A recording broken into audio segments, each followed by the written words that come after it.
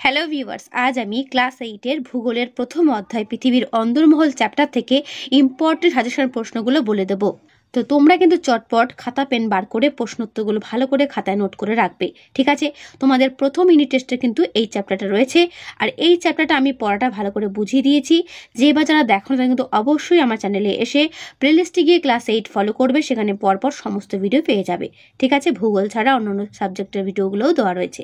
ওকে, তো আজকে তোমাদের পৃথিবীর অন্দরমহল থেকে আমি ইম্পর্টেন্ট প্রশ্নগুলো দেব, সেগুলো দেখে নাও।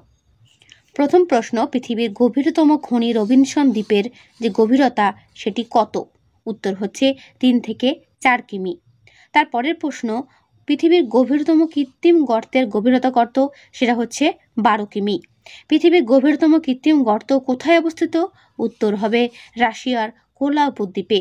কোন শিলায় প্রধানত মহাদেশীয় ভূত্বক তৈরি হয়? উত্তর হবে গ্রানাইট। গ্রানাইট কিন্তু মহাদেশীয় ভূত্বক আর কি এই শিলাটা দ্বারা তৈরি, ঠিক আছে? গ্রানাইট শিলা দ্বারা মহাদেশীয় ভূত্বকটি তৈরি। যে কটা প্রশ্ন তোমাদেরকে আমি বলবো, প্রত্যেকটা প্রশ্ন কিন্তু তোমাদের প্রথম ইউনিট টেস্ট পরীক্ষার জন্য গুরুত্বপূর্ণ। এরপরে প্রশ্ন, ভূগর্ভের উত্তপ্ত ম্যাগমা ভূপৃষ্ঠের বাইরে বেরিয়ে এলে তাকে কি বলা হয়? উত্তর লাভা, ঠিক আছে? তাহলে বেরিয়ে না আসা পর্যন্ত তাকে কি বলা হয়? যখন ভূপৃষ্ঠের বাইরে বেরিয়ে আসে না তাকে কি বলে? তাকে বলে ম্যাগমা। পশ্চিমবঙ্গের কোথায় উষ্ণ প্রস্রবণ আছে? এটা তোমাদের পড়ানোর সময় কিন্তু তোমাদের বলেছিলাম। উত্তর হবে বক্রেশ্বরে। পৃথিবীর ভিতরের তাপশক্তিকে কি বলা হয়? উত্তর ভূতাপ শক্তি, ঠিক আছে? পৃথিবীর গড় ব্যাসার্ধ কত? 6370 কিমি। দেখো, এই সমস্ত প্রশ্ন তোমাদের কিন্তু টেক্সট থেকেই নেওয়া হয়েছে, তাই তোমাদের আমি বারবার করে বলি প্রশ্নোত্তর করার আগে টেক্সটটা কিন্তু অবশ্যই খুঁটিয়ে পড়বে। তাহলে কি হবে? প্রশ্নোত্তর পড়ার পাশাপাশি মুখস্থ ভালো থাকবে এবং মনেও থাকবে, ঠিক আছে?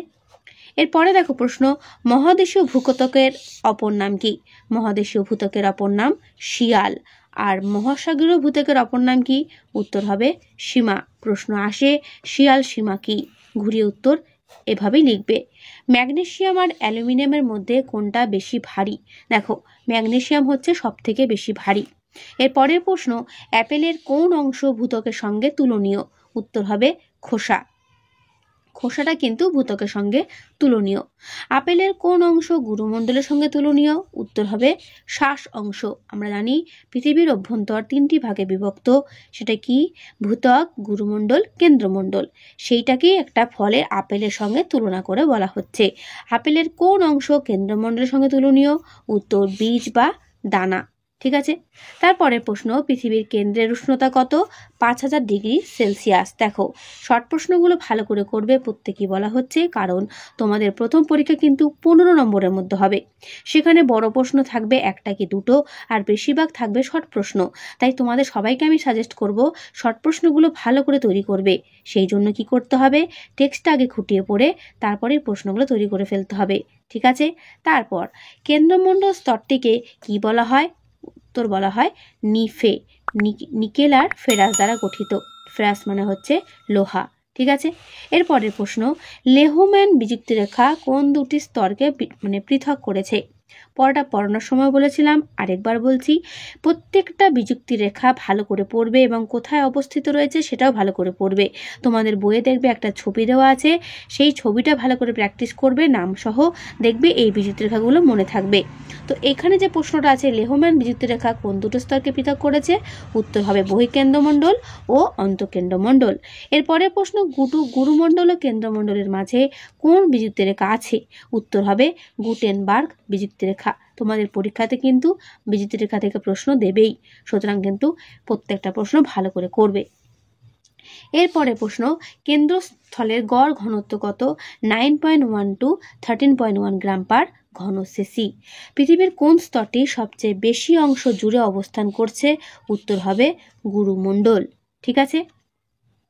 এরপরে প্রশ্ন, শিয়াল ও সীমার মাঝে কোন বিযুক্তি রেখা আছে?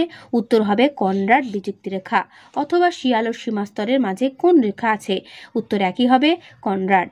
এরপরে প্রশ্ন, ক্রফিসীমা ও নিফিসীমার মাঝে কোন বিযুক্তি রেখা আছে? উত্তর রেপিত্তি বিযুক্ত রেখা। এরপরে প্রশ্ন, পৃথিবীর অভ্যন্তরে পদার্থ কি অবস্থায় আছে? উত্তর হবে গলিত অবস্থায়। পৃথিবীর ভেতরটা দেখার জন্য 6370 কিমি গর্ত করা সম্ভব কি? না, এটা কিন্তু অসম্ভব। নিপেসিমার প্রধান উপাদান কি? দেখো, নামের সঙ্গে সঙ্গে উপাদান মনে রাখা সহজ উপায়। নি ফর নিকেল, ফে ফর ফেরাস, সি ফর সিলিকন, মা ফর ম্যাগনেসিয়াম। ঠিক আছে, প্রত্যেকটা মানে উপাদানগুলোর প্রথম অক্ষরগুলো নিয়েই কিন্তু এই নিপেসিমা স্তরটি তৈরি হয়েছে। ঠিক আছে, এর পরের প্রশ্ন, ভূত্বক ও গুরুমণ্ডলের মাঝে কোন বিযুক্তি রেখা আছে? উত্তর হবে মোহরভিসিক বিযুক্তি রেখা। ঠিক আছে, তাহলে তোমাদের বিযুক্তি রেখাগুলো কিন্তু প্রত্যেকটা প্রশ্নই দেওয়া হয়ে গেল, এগুলো কিন্তু ভালো করে তৈরি করবে। এরপরে দেখো, পৃথিবীর ভূ অভ্যন্তরে চিহ্নিত চিত্র অঙ্কন করো। তোমাদের বইও কিন্তু চিত্র দেওয়া রয়েছে, এখানে একটা চিত্র দেওয়া রয়েছে, যেটা তোমাদের সুবিধা হয় সেটা কিন্তু মানে বাড়িতে এঁকে প্র্যাকটিস করবে। ঠিক আছে, এটা কিন্তু আমার বলা রইলো। এই ছবিটা এখান থেকে আঁকতে পারো, এখানে পরপর দেওয়া রয়েছে, সিম্পলভাবে রয়েছে। আর তোমাদের বইও কিন্তু দেওয়া রয়েছে, টেক্সট বইটা ফলো করবে।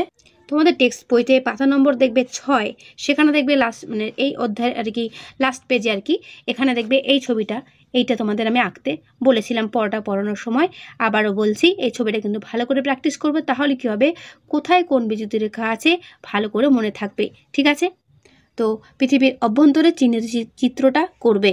লাভা ও ম্যাগমার পার্থক্য করলে, লাভা ম্যাগমা কাকে বলে সেটাও তৈরি হয়ে যাবে, তাই আলাদা করে দিচ্ছি না।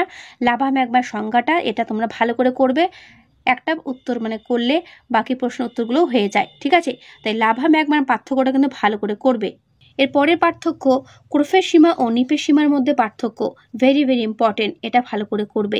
ঠিক আছে, তারপরে পার্থক্য, শিয়াল ও সীমা, এটাও ভালো করে করবে। পার্থ কিন্তু তোমাদের আসবেই, সুতরাং পার্থ কিন্তু একটাও বাদ দেবে না। ঠিক আছে, আর রয়েছে ভূত্বক, গুরুমণ্ডল ও কেন্দ্রমণ্ডলের আর কি পার্থক্য, তিনটে পরপর পাশাপাশি দেওয়া রয়েছে, এটাও ভালো করে করে যাবে। ঠিক আছে, আমি চাইছি তোমরা ভূগোলে কিন্তু ফুল মার্কস পাও, একটা নম্বর যেন বাদ না যায়। তাই তোমাদের যে কটা প্রশ্ন আমি সাজেস্ট করছি, একটু ভরসা করে প্রশ্নগুলো করে যাও, কমন পাবেই। এর পরের প্রশ্ন, বিযুক্তি রেখা কাকে বলে? উত্তর সহ দেওয়া রয়েছে। ভূপৃষ্ঠ থেকে কেন্দ্র পর্যন্ত যেখানে যেখানে ভূমিকম্পের তরঙ্গের গতিবেগ পরিবর্তিত হয়, সেই স্থানকে ভূতত্ত্ববিদরা বিযুক্তি রেখা বলেছেন। টিকার জন্য অ্যাস্থেনোস্ফিয়ারটা ভালো করে পড়বে। দেখো, অ্যাস্থেনোস্ফিয়ার কথাটি এসেছে গ্রিক অ্যাস্থেনে মানে দুর্বল, আর স্ফিয়ার মানে মণ্ডল শব্দ দুটি থেকে, যার অর্থ দুর্বল মণ্ডল। অ্যাস্থেনোস্ফিয়ার হলো ঊর্ধ্ব গুরুমণ্ডলের অন্তর্গত এক সান্দ্র, দুর্বল ও নমনীয় প্রকৃতির পরিবর্তনশীল স্তর বিশেষ। বৈশিষ্ট্য কি?